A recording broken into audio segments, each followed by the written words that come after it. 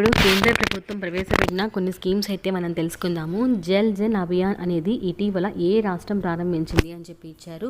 Option A Uttar Pradesh, option B Rajasthan, option C Maharashtra, option D Gujarat. So correct answer ఏంటి అంటే option B Rajasthan. Rajasthan స్టేట్లో ఈ జల్ జన్ అభియాన్ అనేటువంటి స్కీమ్ని అయితే ప్రారంభించారు. దీనికి బ్రహ్మకుమారి సమాజ్ అనేది సంయుక్తంగా అమలు చేస్తుంది. నెక్స్ట్ క్వశ్చన్, పాస్పోర్ట్ పోలీస్ యాప్ను ఇటీవల ఏ కేంద్ర మంత్రిత్వ శాఖ ప్రవేశపెట్టింది? ఆప్షన్ ఏ విదేశీ వ్యవహారాల మంత్రిత్వ శాఖ, ఆప్షన్ బి రక్షణ మంత్రిత్వ శాఖ, ఆప్షన్ సి హోం మంత్రిత్వ శాఖ, ఆప్షన్ డి ఎలక్ట్రానిక్స్ మంత్రిత్వ శాఖ. సో కరెక్ట్ ఆన్సర్ ఏంటి అంటే ఆప్షన్ ఏ విదేశీ వ్యవహారాల మంత్రిత్వ శాఖ. పాస్పోర్ట్ పోలీస్ యాప్ అనేది మనకి దేనికి ఉపయోగపడుతుంది అంటే పాస్పోర్ట్కి సంబంధించిన వెరిఫికేషన్ అనేది వేగవంతంగా చేయడం కోసం ఇది మనకి యూజ్ అవుతుంది. Next question, mission youth innovation category కింద పిఎం అవార్డు ఫర్ ఎక్సలెన్స్ అనేది ఏ రాష్ట్రం అందుకుంది అని చెప్పి ఇచ్చారు. Option A Karnataka, option B Jammu and Kashmir, option C Orissa, option D Jharkhand. So correct answer ఏంటి అంటే option B Jammu Kashmir. Jammu and Kashmir అనేది ఈ mission youth innovation excellence award అయితే అందుకుంది. నెక్స్ట్ క్వశ్చన్, ముఖ్యమంత్రి లాడ్లీ బహానా యోజన ఏ రాష్ట్రం ప్రారంభించింది? ఈ స్కీమ్ అండి ముఖ్యమంత్రి లాడ్లీ బహానీ యోజన అనేటువంటి స్కీమ్. ఇది ఏ రాష్ట్రం ప్రారంభించింది? Option A Maharashtra, option B Madhya Pradesh, option C Telangana, option D Orissa.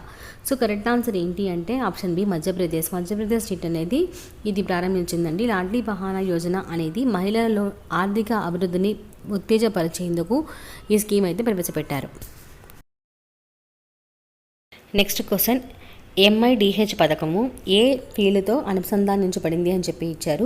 Option A సంస్కృతి, option B horticulture, option C finance, option D పరిశోధన. సో కరెక్ట్ ఆన్సర్ ఏంటి అంటే ఆప్షన్ బి హార్టికల్చర్. హార్టికల్చర్కి సంబంధించిందండి MIDH అనేది.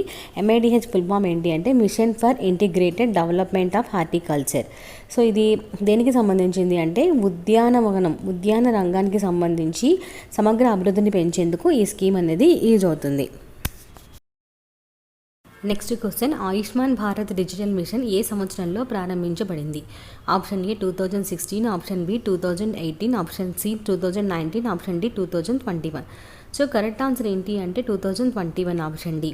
ఆయుష్మాన్ భారత్ డిజిటల్ మిషన్ అనేది డిజిటల్ హెల్త్ సొల్యూషన్స్ని ఒకదాన్ని ఒకటి అనుసంధానించడానికి ఇది మనకి 2021లో స్టార్ట్ చేశారు.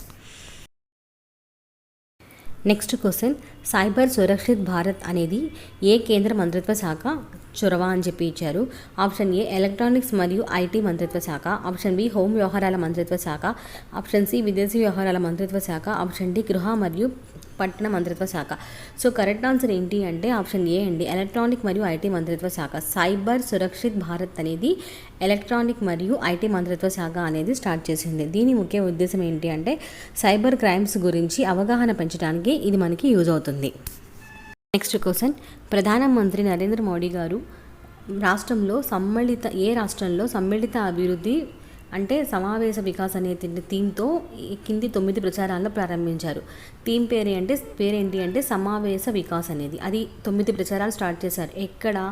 Option A Gujarat, option B Madhya Pradesh, option C Assam, option D పశ్చిమ బెంగాల్. సో కరెక్ట్ ఆన్సర్ ఏంటి అంటే ఆప్షన్ బి మధ్యప్రదేశ్లో అయితే ఇది స్టార్ట్ చేయడం జరిగింది. దీని యొక్క ముఖ్య ఉద్దేశం ఏంటి అంటే ఏప్రిల్ 24వ తేదీన జాతీయ పంచాయతీ దినోత్సవం అనమాట. దానికి సంబంధించి మధ్యప్రదేశ్లో 9 ప్రచారాలు అనేటువంటి ఒక కార్యక్రమాన్ని స్టార్ట్ చేశారు.